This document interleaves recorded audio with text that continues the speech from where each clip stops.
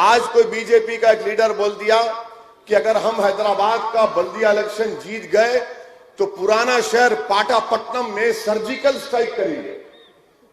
हम old city में पाटापट्टनम में जो भी तेलुगु में बोलते हैं सर्जिकल स्ट्राइक करेंगे और वहां से पाकिस्तानियों और रोहिंग्यों को निकालेंगे।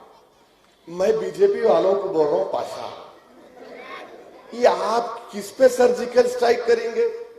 ये तो भारत के लोग हैं ना। मैं बीजेपी से कह रहा हूं कि जो भी आज स्टेटमेंट दिया, मैं प्राइम मिनिस्टर से बोल रहा हूं, ये बात सच है कि चीन की फौज लद्दाख में डिप्सांग प्लेन एक इलाका है, वहां पर चीन की पीएलए, वो आर्मी का नाम है, 970 स्क्वायर किलोमीटर पर चीन बैठा हुआ है। मिस्टर मोदी वहां सर्जिकल स्ट्राइक नहीं करेंगे, मुंह से चीन का नाम नहीं लेंगे, वहां से निकालने की बात नहीं करेंगे, और इनके बाकड़े पहलवान जिनके चड्डों में से मोंढे पलट गए हमारे को बोल रहे सर्जिकल स्ट्राइक है। आप बताइए कि क्या बात है? चीन कब्जा करके बैठा डेप्सांग वैली में 970 स्क्वायर किलोमीटर। नहीं, हम यहां पर, अच्छा ये बताइए, आपकी हुकूमत है, अमित शाह होम मिनिस्टर है, इतने कमजोर है हो अमित शाह, इतने वीक हैं, कितने पाकिस्तानी है बताओ? कल 24 घंटे तक तुम्हारे को टाइम दे रहा हूं, बताओ कितने पाकिस्तानी हैं? निकालो, बताओ, लिस्ट बताओ हमको।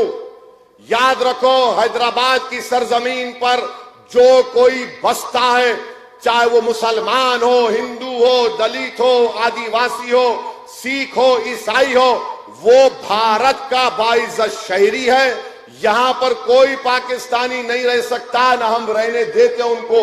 मगर बल्दिया का इलेक्शन है, दिखाने को कुछ भी नहीं है, कुछ नहीं दिखा सकते। अब क्या समझ रहे? ओ डरा के करूंगा। पाशा डराएंगे ना तो हम भी डरा सकते हो। गए दुनिया, जमाना चला गया लुंगी उठा के दिखाने का जमाना। हाँ, वो अब बात नहीं करना। हम अकेले पूरे भारत में फिरते, हर जगह जाकर गरीब और मजलूम आवाम जिनको बेआवाज कर दिया गया, उनके दिलों में छुपे हुए गम को, मसाइल को, उनकी तकलीफ को बयान करते। मगर बीजेपी के पास कुछ भी नहीं है, सर्जिकल स्ट्राइक करते कहते है। अरे वहां चीन पे कर बाबा, इसको भी लिख जाओ, इसको भी ले जाके दिखाओ आपको। मन नहीं, क्या करेंगे? अरे इलेक्शन है, ये जमहूरियत में इलेक्शन है, मर वो निकालेंगे। अच्छा, एक और मौसूफ है, आकर उन्होंने बोल दिए मंजलिस को वोट दिए तो मुल्क के मफाद में नहीं है। क्यों पाशा? मुल्क तुम्हारे बाप का है, हमारा नहीं है। और हमारे बाप का मुल्क है ये, हमारे अब्बा का मुल्क है ये। कैसे है बोलो? कैसे हमारे अब्बा का मुल्क है? नहीं मालूम तो सुनो, अब सुनो, इसके बाद कल से फिर चर्चे होंगे अपनी बात का कि भोलकपुर में बोले बोले बोले बोले बोले बोले क्या करते कर लो, बैगन को बोलो, बोले अब बोलिए। अब्बा का मुल्क कैसे है? अब्बा का मुल्क इसलिए है कि हमारे अब्बा, आपके अब्बा, हमारे अब्बा के अब्बा के अब्बा के अब्बा के अब्बा को ऊपर तक हजरत आदम अलैहिस्सलाम को जब अल्लाह दुनिया में भिजाया तो हजरत आदम पहला कदम हमारे मुल्क में रखे। तो अब्बा की जमीन हुई नहीं हुई? अब अब्बा की जमीन में से हमारे का कोई हक छीन सकता? तो सुनो बीजेपी वालों, जब तक दुनिया कायम रहेगी, जब तक सुबह कयामत नहीं होगी, भारत में मुसलमान बाइज्जत शहरी रहेगा। और सुन लो मेरी इस बात को कि इस मुल्क की आजादी में आरएसएस ने कोई रोल अदा नहीं किया था। ये अंग्रेजों से मिले हुए थे, अंग्रेजों की गुलामी कर रहे थे, खत लिख कर भिजा रहे थे। सुबह कयामत तक हम मुजाहिदीन आजादी की कुर्बानियों को रायगा नहीं जाने देंगे। अगर इस मुल्क में हम उन मुजाहिदीन आजादी के जानशीन बनकर भारत के इस संविधान को, आइन को, तिरंगे को ऊंचा करके अपने हुकूक की लड़ाई हम लड़ रहे हैं। आज मंजलिस जो लड़ाई लड़ रही है वो हिस्सेदारी की लड़ाई है। वो हम चाहते हैं कि इख्तियार में हमको हिस्सा मिले। हम ये नहीं चाहते कि कुर्सी पे जाकर बैठ जाएं। हम ये चाहते हैं कि कुर्सी होगी, एक नहीं होगी, 2 कुर्सी होगी। अगर केसीआर एक कुर्सी पर बैठेगा तो दूसरी कुर्सी पर आपकी तरफ से असदुद्दीन ओवैसी बैठेगा और आंख में आंख डालकर मजलूम आवाम के मसाइल की बात करेगा। मगर बीजेपी को समझ में नहीं आ रहा। अच्छा, तीसरा कोई आके बोल दिया कि यहां पर रोहिंग्या है। मैं तो कल ही बोला 24 घंटे का टाइम दो, 1000 नाम बताओ होटल लिस्ट में, वो भी नहीं बता सकते, कुछ नहीं बता सकते। किस किस को पकड़ पकड़ के लाके उतार रहे हैदराबाद में, उन्हें आ रहा, इन्हें उतर रहा, उन्हें एक बात, इन्हें एक बात। अरे भाई साहब, ये बल्दिया का इलेक्शन है और आप यकीन जानो इंशाअल्लाह ताला बीजेपी की दाल नहीं गलने वाली है।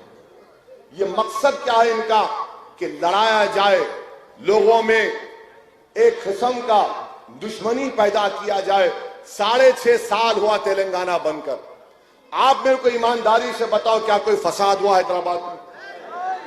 इसमें बड़ा क्रेडिट जाता है हैदराबाद की आवाम को, पुलिस को भी जाता है और मजलिस को भी जाता है कि हमने शहर के अमन को जिंदा रखा, शहर के अमन को मजबूत किया।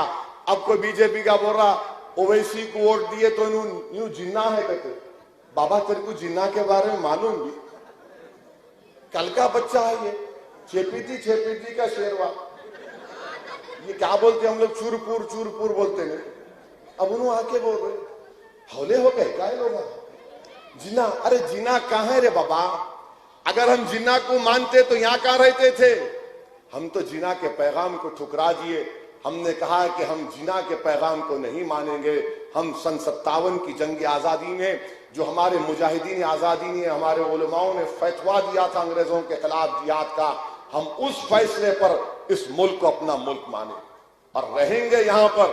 ये तुम्हारे ये बबरबक्कियों से, तुम्हारे ये बेहुदा और अनाप शनाप बातों से कुछ फर्क पड़ने वाला नहीं है, मगर इनका फ्रस्ट्रेशन, इनकी बोखलाहट नजर आ रही है। बीजेपी ये नहीं बोल रही कि हैदराबाद को इतना अच्छा करेंगे। मैं एक ही सवाल करा मोदी से, तड़प गए लोग, ऐसा दिख रहा सीने पे सांप उठ रहा। कैसा पूछा है? क्या पूछा मैं कि भाई 2019 से अब तक आप हैदराबाद को कितना पैसा दिए बताओ? हैदराबाद में सैलाब आया, 100 साल के बाद बारिश हुई, कितना पैसा दिए? उसकी बात ही नहीं करेंगे। जहां पैसों की बात आ रहे, मोदी बोलते नेशनलिज्म की बात करो, 56 इंच की बात करो। मैं बीजेपी को चैलेंज कर रहा हूं, 29 तारीख को इंतखाबी मुहिम खत्म हो जा रही, मैं चैलेंज कर रहा हूं बीजेपी आरएसएस वालों को कि आप अपने बयानात में क्या 29 तारीख तक टेररिज्म नहीं बोल सकते? क्या आप पाकिस्तान नहीं बोलेंगे? क्या आप रोहिंग्या नहीं बोल सकते? क्या आप अपनी जबान पर ये 4-5 चीजें नहीं लाकर हैदराबाद की बात करो? ट्रैफिक का मसला है, रोड वाइडनिंग का मसला है, बच्चों के स्कूल का मसला है, लॉकडाउन जो मोदी ने लगाया, आपको मालूम, मैं शुरू से कह रहा था लॉकडाउन गलत है, इसका कानून में कोई जवाब नहीं है। लॉकडाउन की वजह से, नरेंद्र मोदी के गैर कानूनी लॉकडाउन की वजह से कितने लोगों की नौकरी चले गई मालूम आपको? इनफॉर्मल सेक्टर में 10 करोड़ लोगों की नौकरी चले गई, 10 करोड़ नौकरी की, लाखों लोगों की तनख्वाहें कम हो गई। इस पर बात नहीं करेंगे बीजेपी बात करेंगे ओवैसी। यानी जो कोई भी गुफ्तगू शुरू होती है टीआरएस की, कांग्रेस की, बीजेपी की, मजलिस से शुरू होके दूल्हे भाई पे खत्म होती है। मैं मानता हूं इन सबका भाईजान मैं ही हूं, मगर वो मतलब नहीं भाईजान करे तो अलग निकाल दें, वो ने भाईजान। अब वो क्या क्या सोचने दो, मगर इनको सिर्फ एक ही बात, मैं आपसे कह रहा हूं कि 1 दिसंबर को आप मजलिस को वोट दीजिए, और इसलिए वोट दीजिए कि मुल्क को मजबूत करना है। मुल्क में जो दुश्मन है, जो मुल्क को कमजोर करना चाहते हैं, उनके खिलाफ आप मजलिस को वोट दीजिए। भोलकपुर की तरक्की के लिए मजलिस को वोट दीजिए। हैदराबाद के अमन को बरकरार रखने के लिए वोट दीजिए। हैदराबाद की इस गंगा जमुनी कंपोजिट कल्चर को मजबूत करने के लिए मजलिस को वोट दीजिए। और आप इस बात को जान लीजिए कि यह हैदराबाद है, यहां की उर्दू भी मुनफरिद है, यहां की उर्दू भी मुनफरिद है। आप जाकर कहीं पर, बिहार में कई मर्तबा हमारे लोग गए थे, वहां जाकर बोले नको नको नको नको, वो बेचारे बिहार के लोग बोले क्या बोले साहब, बोला इन्हों बोले नहीं। अच्छा वो सवाल। अब आप जाके हैदराबाद की उर्दू में आप बोलते पानी नहा के आया है ना भाई? तो ये हमारी उर्दू भी मुख्तलिफ, तेलुगु भी मुख्तलिफ है। तेलंगाना की, हैदराबाद की तेलुगु भी मुख्तलिफ है। ये शहर की खूबसूरती है।